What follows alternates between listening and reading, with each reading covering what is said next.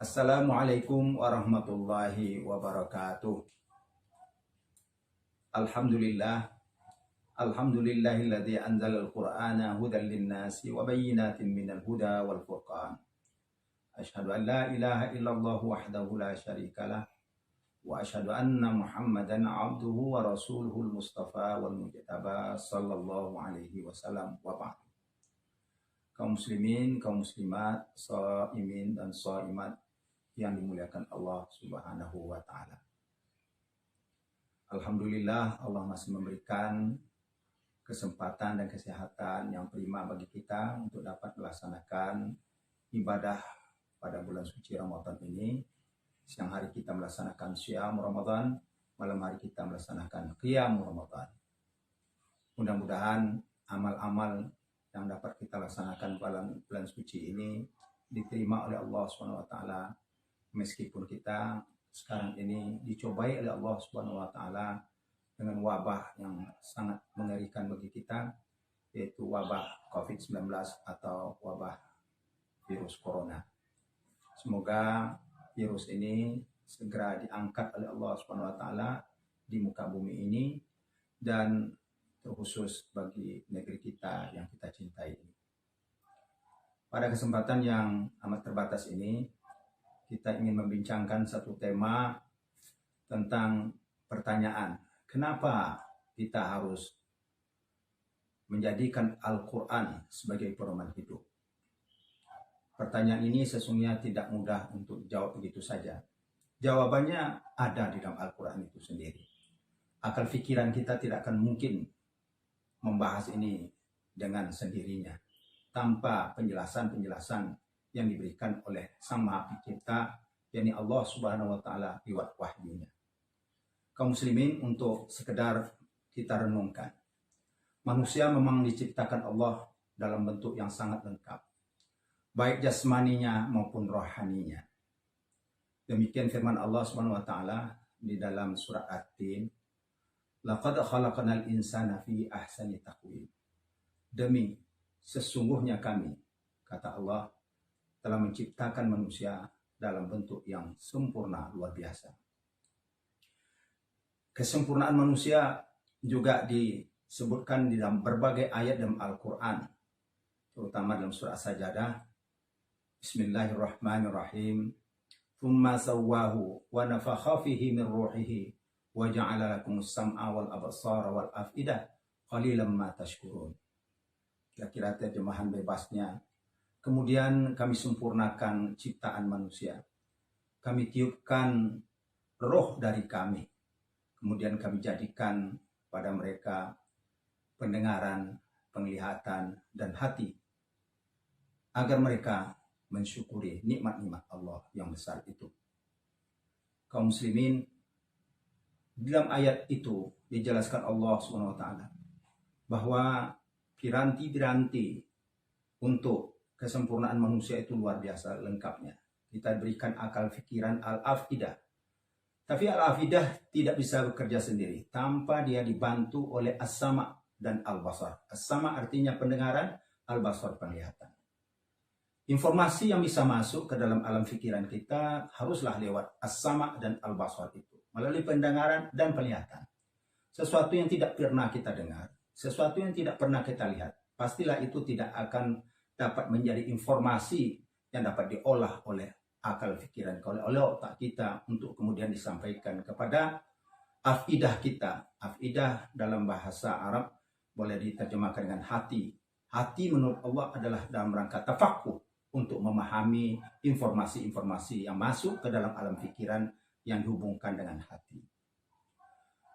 Tetapi kaum muslimin, ingatlah bahwa akal pikiran kita yang dibantu tadi oleh as-sama dan al-basar itu pun sangat terbatas. Kita tidak dapat memikirkan sesuatu yang tidak mungkin bisa kita berpengalaman tentang itu. Padahal Allah Subhanahu wa taala menginginkan agar jalan hidup kita ini tidak hanya sesuatu yang kita lihat dan yang kita dengar, tetapi sesuatu yang tidak pernah kita lihat dan bahkan tidak pernah kita dengar secara hakiki, itu wajib kita percayai adanya. bukankah rukun iman kita yaitu iman kepada Allah, iman kepada malaikat, iman kepada kitab, iman kepada rasul, iman kepada hari kemudian, dan iman kepada qada dan qadar. Pada dasarnya adalah iman yang didasarkan kepada sesuatu yang bersifat gaib, yang tidak tampak oleh mata kita, dan bahkan tidak bisa terfikirkan oleh akal pikiran kita. Bagaimana kita bisa mengetahui Allah Sang Maha Pencipta kalau Allah tidak berbicara tentang dirinya melalui ayat-ayat Al-Quran yang diturunkannya? Bagaimana kita akan bisa memahami tentang malaikat kalau Allah tidak bicara tentang malaikat kepada kita dalam firman-firmannya? Bagaimana kita akan bisa mengetahui bagaimana suasana akhirat? Akal pikiran kita pasti tidak akan sanggup memikirkannya. Oleh karena itu, kaum muslimin, Allah Maha mengetahui kelemahan itu, maka Allah lengkapilah manusia dengan firman-firmannya, dengan wahyunya. Maka akal dan wahyu haruslah sama-sama seiring sejalan, terkombinasi dan terintegrasi di dalam memberikan arahan-arahan kepada kita. Maka oleh karena itulah kita dapat menyatakan, tanpa wahyu, akal kita tidak akan sanggup mencapai hakikat yang sesungguhnya. Oleh karena itu, dapat kami nyatakan di sini bahwa wahyu adalah pemandu pikiran kita, pemandu akal kita. Makanya orang-orang yang beriman dan orang-orang yang tidak beriman perbedaannya cukup besar. Kenapa? Karena orang-orang yang tidak beriman kepada Allah tidak akan mempercayai wahyu. Pasti mereka tidak akan bisa mempercayai apa yang disebut dengan yaumil akhir. Dan bahkan mereka menyatakan bahwa kehidupan ini hanya kehidupan di dunia ini saja. Setelah kehidupan dunia ini sudah berhenti, tidak akan bisa lagi ada kehidupan setelah ini. Karena apa? Karena mereka hanya menggunakan akal pikiran untuk memikirkan itu. Memang tidak akan mungkin bisa dicerna oleh pikiran kita apakah setelah kita mati kita akan hidup. Maka oleh karena itulah Allah nyatakan bahwa Anda semua, kita manusia tanpa kecuali, semua akan mengalami 5 fase kehidupan. Dulu kita tidak ada, sekarang kita hidup di dunia ini, dan setelah ini kita akan mengalami kematian. Tapi ingatlah kata Allah bahwa setelah kematian kalian akan dihidupkan kembali. Allah yang akan menghidupkannya. Setelah hidup kembali itu nanti kalian akan dikembalikan semua kepada Allah Subhanahu wa taala. Oleh karena itu janganlah kalian mengkafiriku, kata Allah. Itu dalam firman Allah, wa kaifa takfuruna billahi wa kuntum amwatan tsumma ahyakum tsumma yumitukum tsumma yuhyikum tsumma ilaihi turja'un. Kaum muslimin yang dirahmati Allah, jangankan masalah-masalah gaib yang seperti itu, masalah yang ada di dunia saja, akal kita juga sangat terbatas. Saya ingin contohkan masalah zina. Persoalan zina sesungguhnya kalau ditanya akal pikiran, itu tidak ada persoalan bagi akal pikiran. Mohon maaf kaum muslimin, makanya orang barat itu mereka tidak peduli dengan masalah-masalah moral yang seperti itu, karena mereka hanya menggunakan akal pikiran. Mereka hidup dengan sama level, bisa hidup antara laki-laki dan perempuan tanpa ikatan pernikahan, karena mereka mengandalkan akal pikiran. Padahal Allah menyatakan luar biasa kecaman Allah terhadap orang-orang penzina itu. Bahwa Allah katakan innahu kana fahishatan wa sa'a sabila. Zina adalah perbuatan yang fahisyah, yang sangat keji, dan itulah seburuk-buruk jalan yang ditempuh oleh manusia. Na'udzubillah min dzalik.